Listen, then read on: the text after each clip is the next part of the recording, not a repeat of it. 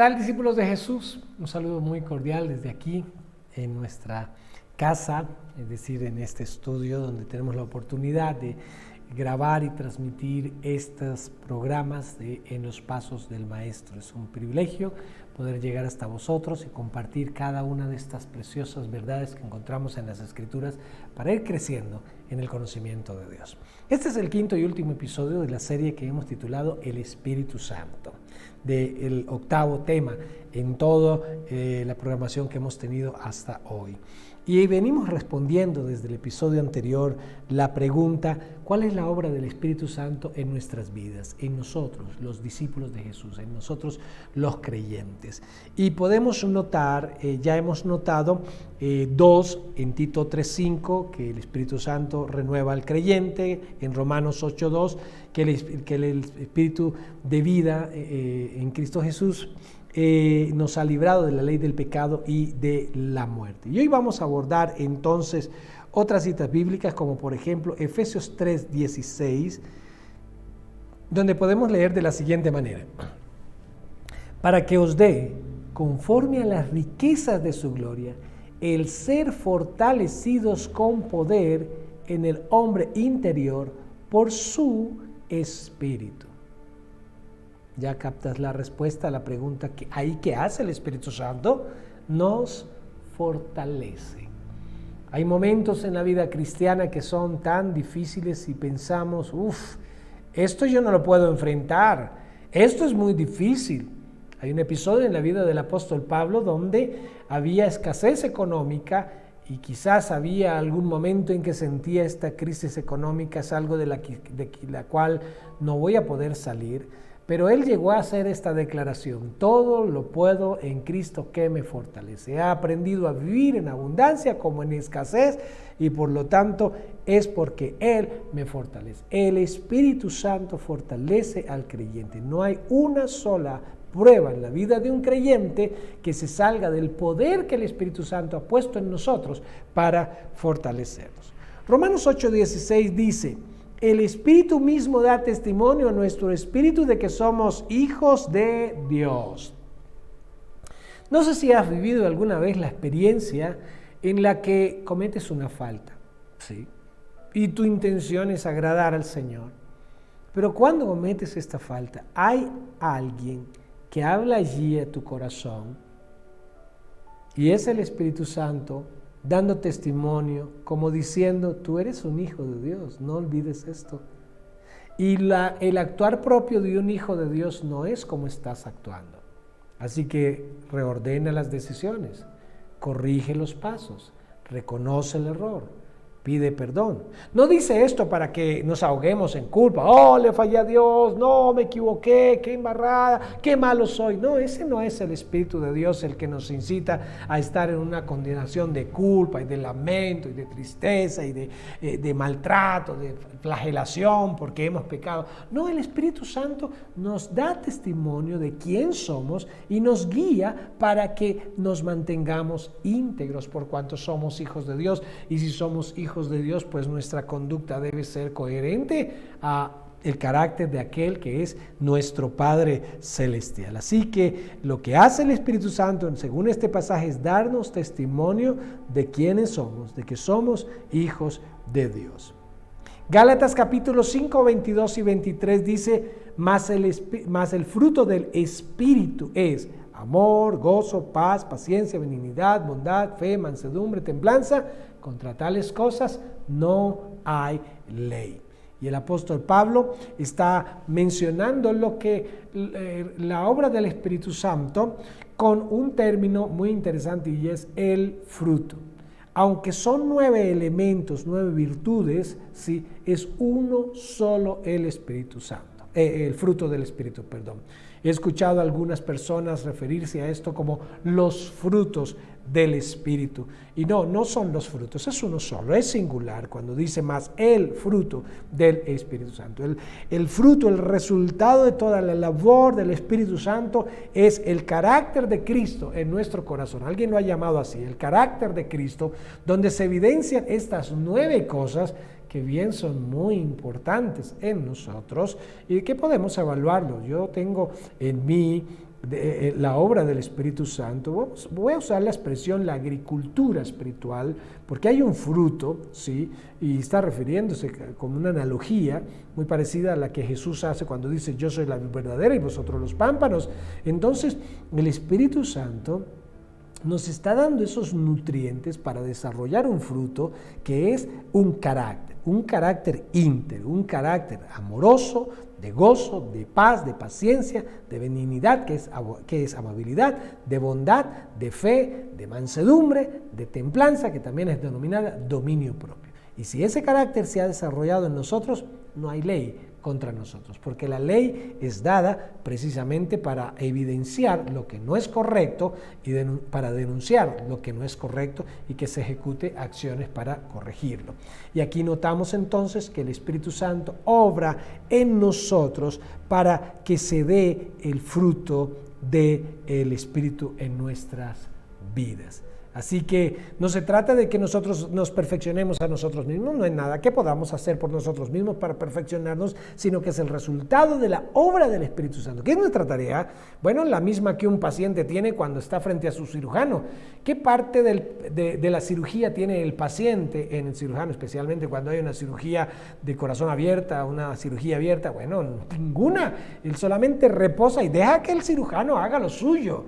Bueno, igual, nos disponemos al Espíritu Santo para que Él obre a través de la palabra y a través de su poder en nuestras vidas ese carácter de Cristo.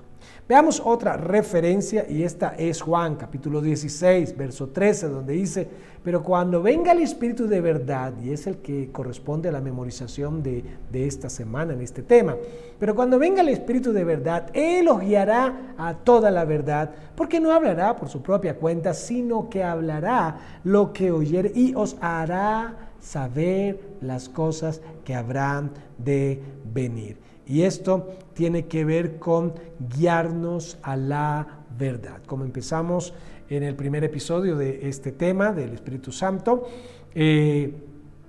hay a veces un poco de confusión, de polémica. Es que esto es cierto, que Dios es así, no, que Dios no es así, que la iglesia es así, que no, que la iglesia no es así, que el Espíritu Santo es una persona, no, que es una fuerza.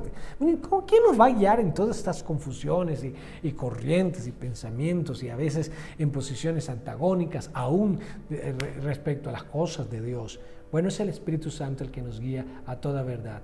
Y Él no se contradice, así que dejémonos dirigir por el Espíritu Santo. Cuando escudriñamos las Escrituras, seamos cuidadosos de prestar atención al Espíritu Santo en la comprensión de las mismas, porque Él es el que nos guía a la verdad, para que tengamos conocimiento de la verdad en la persona del Señor Jesucristo. Veamos el siguiente pasaje, Romanos capítulo 8, versos 26 y 27, donde dice, y de igual manera el Espíritu Santo nos ayuda en nuestras debilidades, pues ¿qué hemos de pedir como conviene? No lo sabemos, pero el Espíritu mismo intercede por nosotros con gemidos indecibles, mas el que escudriña los corazones sabe cuál es la intención del Espíritu, porque conforme a la voluntad de Dios intercede por los santos. Ahora tenemos aquí al Espíritu en este tema de la intercesión, de la oración. Santiago decía que nosotros pedimos, pero no recibimos, porque pedimos mal, pedimos para nuestros propios deleites, en nuestro propio egoísmo, ¿sí? Alguien dice, bueno, la verdad yo no sé orar, no me pongas a orar en público porque yo no sé orar, no sé qué decir. Y algunos incluso estando solos, pues dicen, Dios, gracias y Señor, gracias, amén. Y no saben qué decir.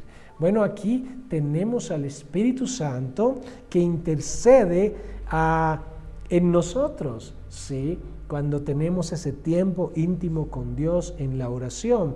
Y aquí hay una expresión interesante cuando dice con gemidos indecibles, pero el Espíritu mismo intercede por nosotros con gemidos indecibles. Y esto puede hacer referencia a esta experiencia que tenía el apóstol Pablo y que debe tener cada creyente en la intimidad con el Señor, poder orar con estos gemidos indecibles de quebranto, de hablar en lenguas, ¿sí? Como este obrar. Pablo decía en 1 Corintios capítulo 14 que él hablaba en lenguas más que todos los demás, pero lo hacía en privado, en su tiempo íntimo con Dios. Y esta puede ser una referencia a ese momento de quebrantar nuestros corazones delante de Dios y dejar que sea el Espíritu el que fluya y que intercede por nosotros con estos gemidos indecibles. No sé cómo es tu vida personal de oración, pero allí cuando oras, Él te guía en la oración, Él intercede por ti, porque Él escudriña nuestros corazones, Él sabe cuál es nuestra condición. Así que no sabemos cuál es la voluntad de Dios en algunas peticiones y bueno, Él nos puede guiar en eso para que aprendamos a orar conforme a la voluntad del Padre. Veamos esta cita de 1 Corintios 2, del 1 al 5, donde dice: Así que, hermanos, cuando fui a vosotros para anunciaros el testimonio de Dios, no fui con excelencia de palabra y sabiduría, pues me propuse no saber entre vosotros cosa alguna, sino a Jesucristo y a este crucificado. Y estuve entre vosotros con debilidad y mucho temor y temblor. Y ni mi palabra ni mi predicación fueron con palabras persuasivas de humana sabiduría, sino con demostración del Espíritu y de poder, para que vuestra fe no esté fundada en la sabiduría de los hombres, sino en el poder de Dios. El apóstol Pablo llega a los Corintios y no quiere ser un personaje intelectual que quiere persuadir a su audiencia con palabras elocuentes. Él fue con debilidad y con temor y con temblor, sí, pero sí, con demostración del Espíritu y de poder. Así que el Espíritu Santo demuestra su poder, con su poder, la veracidad del testimonio de los apóstoles aquí, de Pablo en este caso. Entonces, a través de demostraciones de poder puede ser una referencia a milagros, a señales, a algún prodigio que se haya hecho, como un testimonio que respalda la veracidad de la palabra que se está predicando en ese momento por parte del apóstol Pablo. Efesios 5, 18 dice: No os embriaguéis con vino, en lo cual hay disolución. Antes sed llenos del Espíritu, hablando entre vosotros con salmos, con himnos y cánticos espirituales, cantando y alabando al Señor en vuestros corazones, dando siempre gracias por todo al Dios y Padre, en el nombre de nuestro Señor Jesucristo. Y cuando dice antes sed llenos del Espíritu, nos habla de que una cosa que quiere hacer el Espíritu Santo es llenarnos con su presencia. Y llenarnos con su presencia para obrar en nuestras vidas ese carácter de Cristo, para transformarnos, para hacernos cada vez más semejantes a Él. En 1 Corintios, capítulo 12, verso 7 dice: Pero cada uno le es dada la manifestación del Espíritu para provecho, porque a este es dada por el Espíritu palabra de sabiduría, a otro palabra de ciencia, según el mismo Espíritu, a otro fe por el mismo Espíritu, a otro dones de sanidades por el mismo Espíritu, a otro el hacer milagros, a otro profecía, a otro discernimiento de espíritus, a otros diversos géneros de lenguas, a otros interpretación de lenguas, pero todas estas cosas las hace uno y el mismo Espíritu, repartiendo a cada uno en particular como Él quiere. Así que podemos notar que es el Espíritu el que nos da dones, reparte dones sobrenaturales como Él quiere a nosotros, los hijos de Dios. Romanos 8:14 dice: Porque todos los que son guiados por el Espíritu de Dios, estos son hijos de Dios. Podemos notar que aquí lo que hace el Espíritu Santo es guiarnos, nos guía a la verdad, nos guían las decisiones que nosotros debemos tomar, y es muy importante aceptar esa dirección, esa guianza del Espíritu Santo. Es como una especie de GPS que nos ubica donde debemos estar en la voluntad de Dios. Hechos 13, del 2 al 4 dice: Ministrando estos al Señor y ayunando, dijo el Espíritu Santo: Apartadme a Bernabé y a Saulo para la obra de lo que los he llamado. Entonces, habiendo ayunado y orado, les impusieron las manos y los despidieron.